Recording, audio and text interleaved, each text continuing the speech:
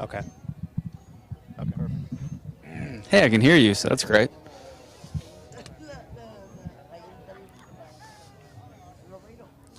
Kind of the same thing from earlier. Dope. Thank you, sir.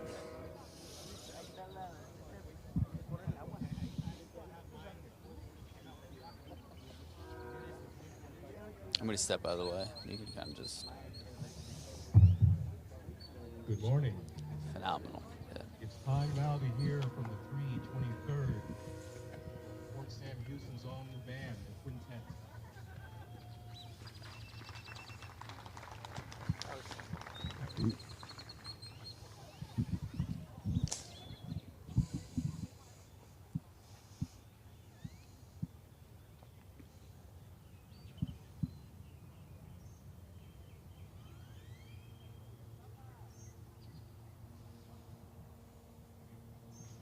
Seconds.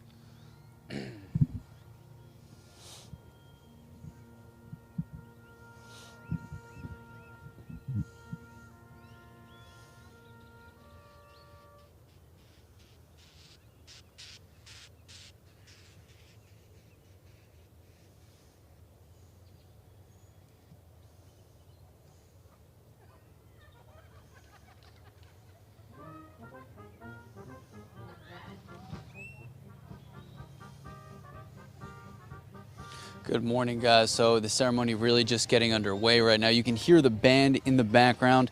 Things just getting started in the last few moments, and I gotta say, it has been quite an emotional morning so far. We've talked to and seen multiple families going grave to grave, paying their respects, honoring their loved ones who really gave the sacrifice, the ultimate sacrifice for our country. Now, the flag laying brought out hundreds more families yesterday.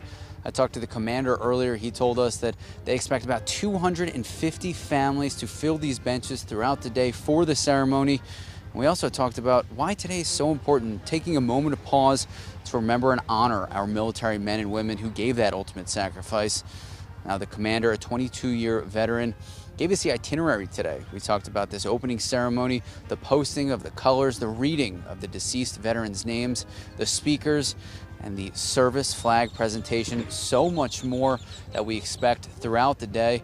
And guys, I can't describe enough just some of the scenes that we've seen of the families, the loved ones paying their respects, honoring those who did serve our country. And before I go send it back to you guys, I want to show off the coin that the commander gave to us. On the front, an honor coin, and in the back, all of the branches of our military. So guys, we're going to stay here through the morning, stay here during the ceremony. We expect a lot of emotion, very powerful speeches to be said. And if you miss any of it, we're going to have more coming up on ksat.com and, of course, the news at noon. Back to you guys.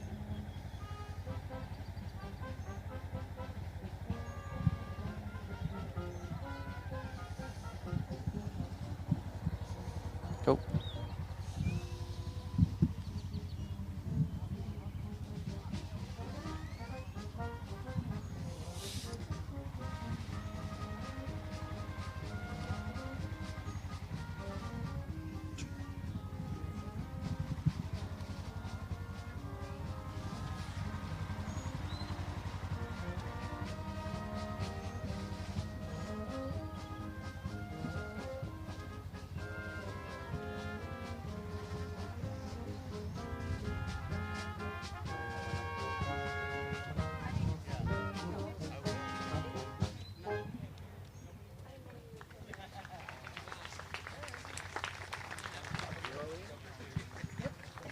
Very good. All right, Manny. Good to see you.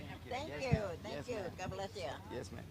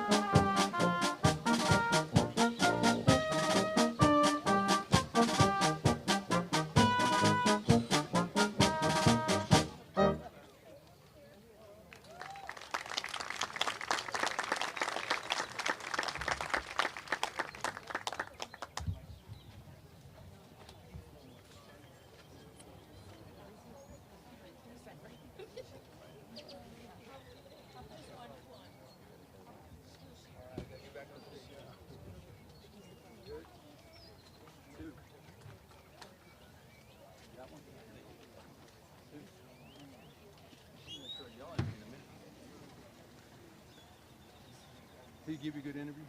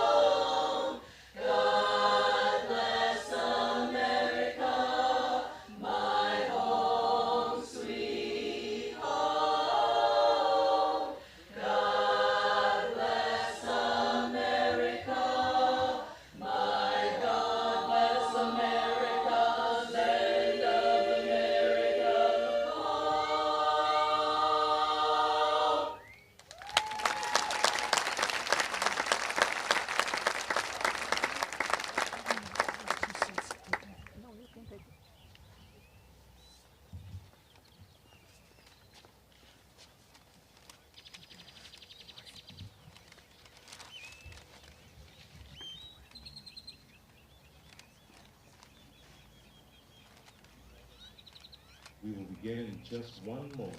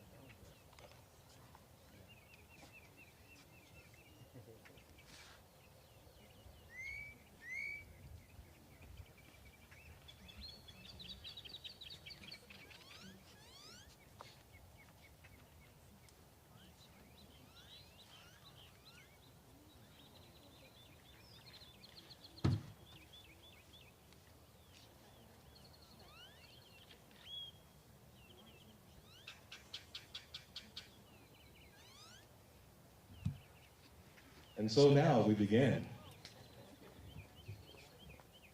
The musical prelude was presented by the 323rd Army Band Mission Brass Quintet under the command of Chief Warrant Officer 4, Jared Delaney.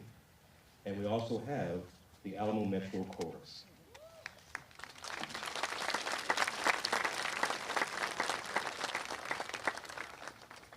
We will hear more from these amazing talents throughout the ceremony. At this time, I ask that you please turn off all your cell phones and electronic devices. We also remind all We hear you. that it's appropriate to salute the American flag during the Star Spangled Banner and when the colors are passed before you. I mean, they're just talking right now. If you want to take the live bump, my only hesitation is we're also streaming online. From the Air Force, So everyone out there who can hear us, Sergeant at good Arms morning. today is retired Master Sergeant Robert Reyes. There you go.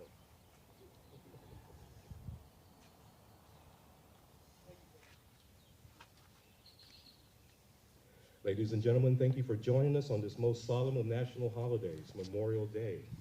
We observe this day on the last Monday of May to remember and honor the men and women who died while in the service of their country and who made the ultimate sacrifice. Appropriately, as President Kennedy stated at a Memorial Day ceremony at Arlington National Cemetery, these quiet grounds, this cemetery, and others like it around the world remind us with pride of our obligation and our opportunity. If you are able, please rise for the presentation of the colors by the Canyon Lake High School Army Junior ROTC Color Guard under the direction of Major Larry Garcia, United States Army, retired. All military in uniform should salute with the passing of the colors.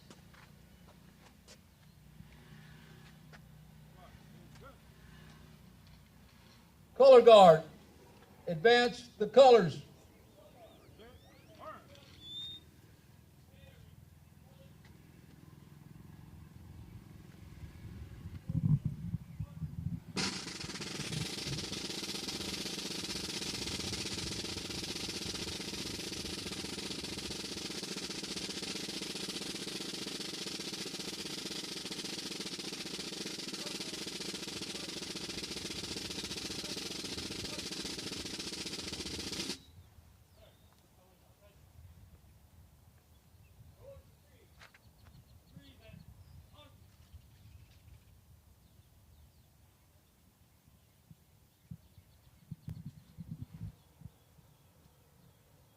The 323rd Army Band will now play the Star Spangled Banner. Please feel free to sing along.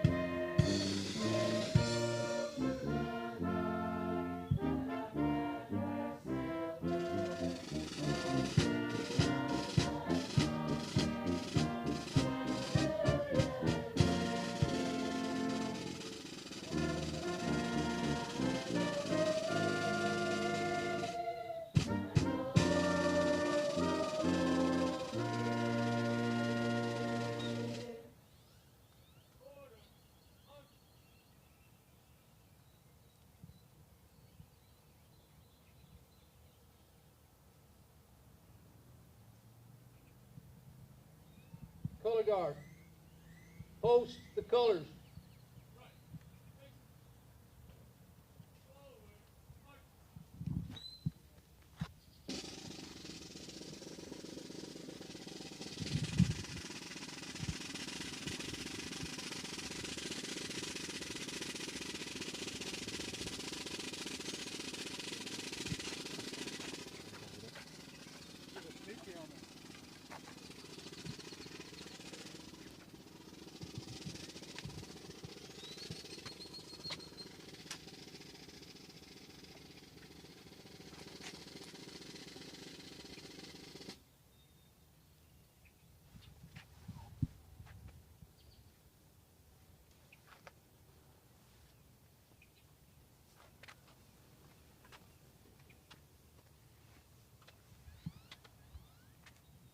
Our invocation will be delivered by Joe Walls.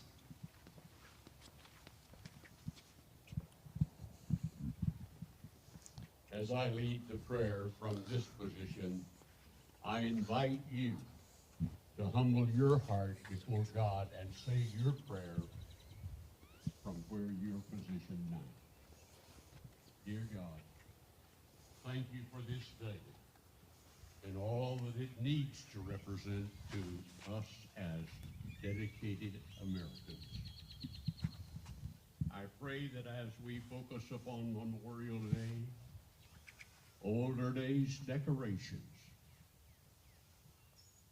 paying attention to those who have made the supreme sacrifice in behalf of our nation. Okay. Go on giving grace and comfort to those families that are involved and carry memories of those individuals. As we join with others across the nation, may we manifest the disciplines of asking your continuing guidance for our nation and join in that prayer time this afternoon at 3. Now give liberty to each participant on this program today and help each of us to manifest a heart of pride and love. Good morning, guys. Yes, we've been talking to families throughout the morning. Right now, we're listening to the invocation. We're going to take a moment and just listen in. In your holy name, I make my prayer. Amen. Now, this has been going on through the morning. As you guys said, it started at 9 a.m. There was the opening ceremony, just kicked off a few moments ago. There was the posting of the colors, the Star-Spangled Banner, and you just heard the invocation. Next up, per the itinerary, should be the reading of deceased veterans, then the opening of remarks.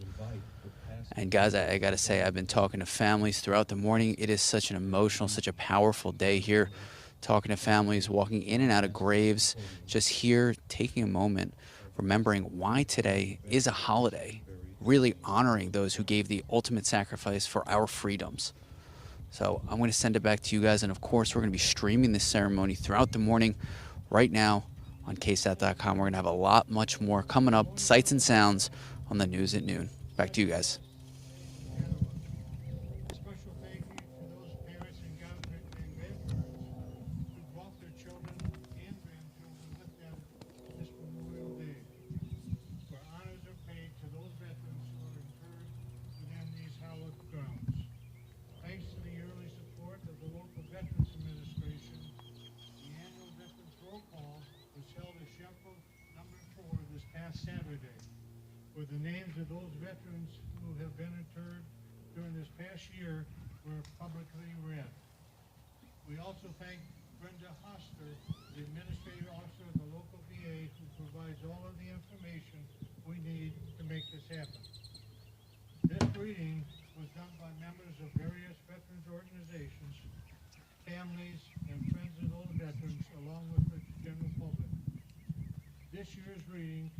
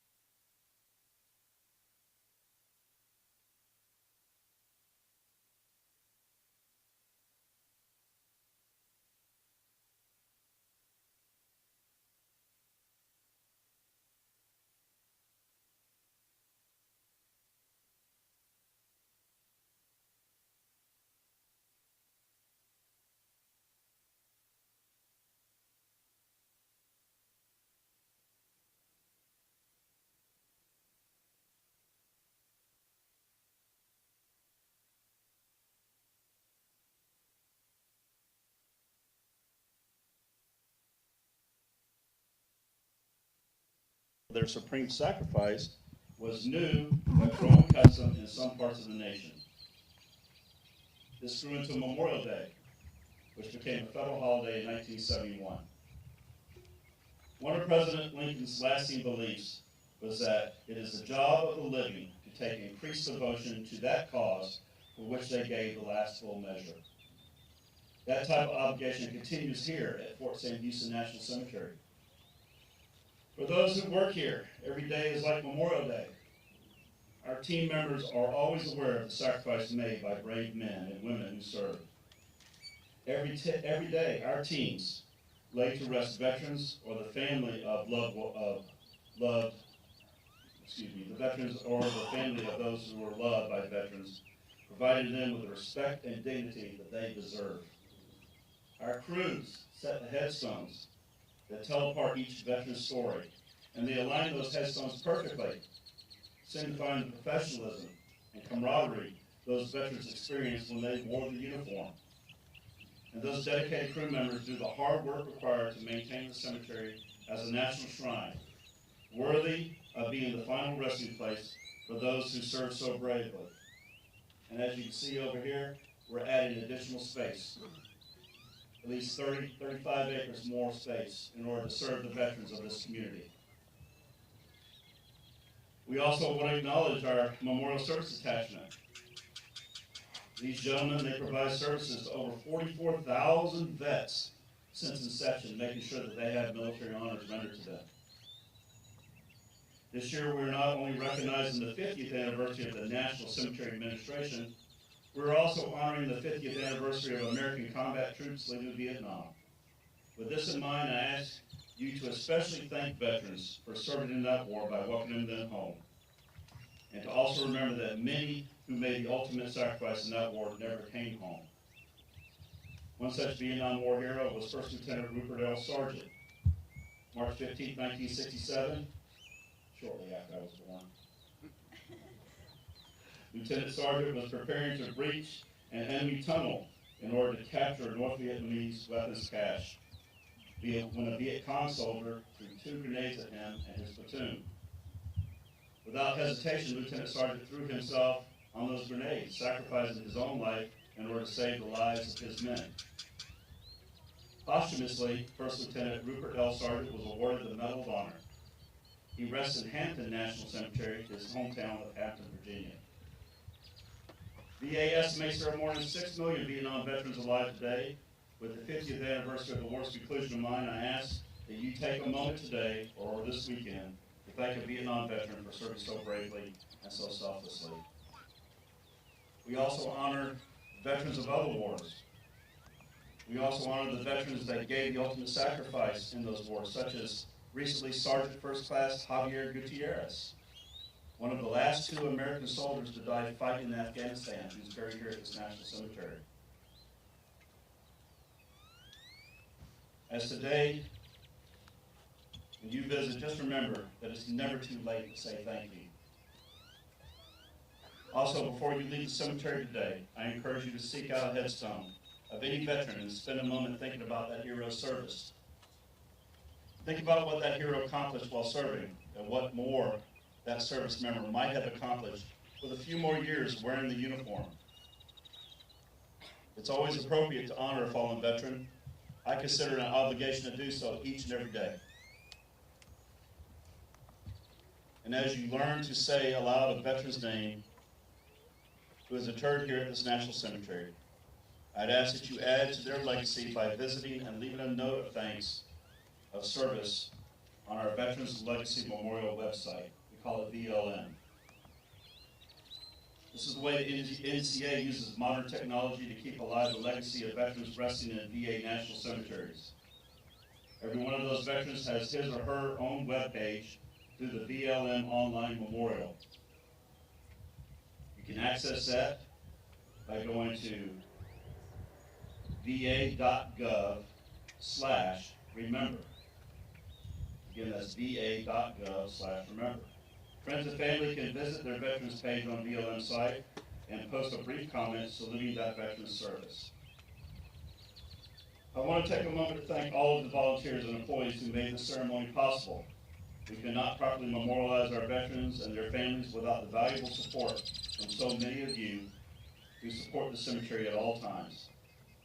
Memorial Day has long been the most important day of the year for the National Cemetery Administration, as well as the veteran groups and members of the public who help us to fulfill our mission. Approximately 70% of NCA team members are veterans. That's the highest number of veterans serving in the federal government. We have people like that here who give of themselves each and every day in order to honor veterans and take care of their family members who are being laid to rest here. Vets like Kim Harrington, he's out there driving a golf cart right now. Nick Bomba, Brenda Hoster, my administration officer. Mike Patton, shipmate from the Navy. George Perez, Jesse Martinez, Scott Patterson, Ronnie Collier, Krista Salcido, Steve Jones, Jennifer McGregor, Ricky White, so many others. I could just keep going on. We have 55 people here. Almost all of them are veterans. Without them, I couldn't make this place run, and I appreciate what they do each and every single day for the people that are here and for this cemetery. Our team members know and appreciate what it takes to serve our country each and every day.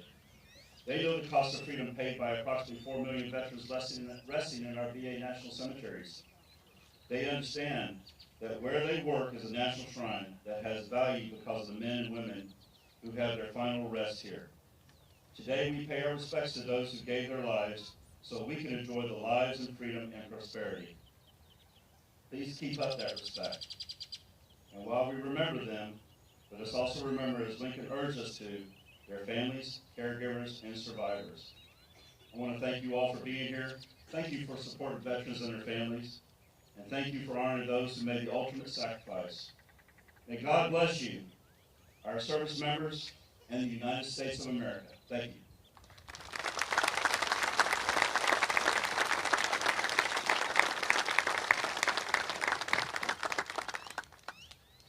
Thank you, Mr. Wright, for welcoming everyone to the ceremony and for all you do and your staff do for us.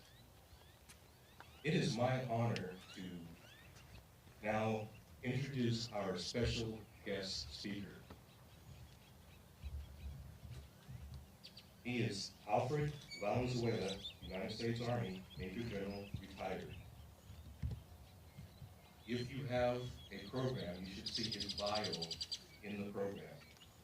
General Valenzuela served 33 years in the Army, and he earned the 2 highest peacetime awards.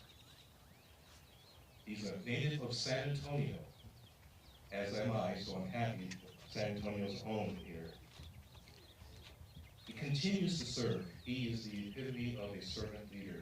He recently had a tour overseas in 3 to 4 countries in honor of our national cemeteries that are overseas. And he was so nice to accept our invitation to be our guest speaker today, given his busy schedule. Ladies and gentlemen, please welcome Major General Alfred Valenzuela.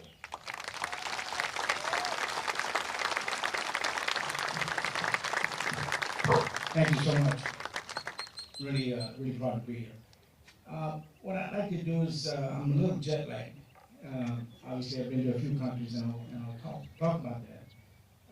But I also wanted to add in a little humor, a little seriousness, and then tell my story. Obviously, we're here to honor veterans. We're here to honor those who have paid their dues, if you will.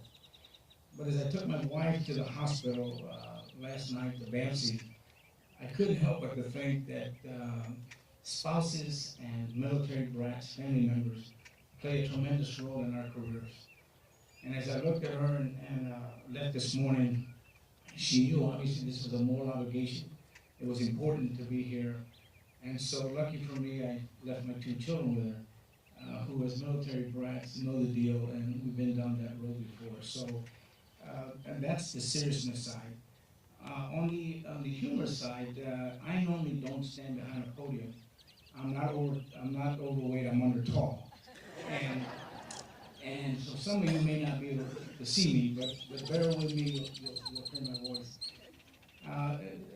You know, when you're retired 20 years and you have to get in a uniform, I have to go on a 3-day liquid diet just to get in it. So I've been around the world in the last 2 weeks, and I'm about ready to fall out. Let me tell you, this is a real treat for me and hopefully for you as well.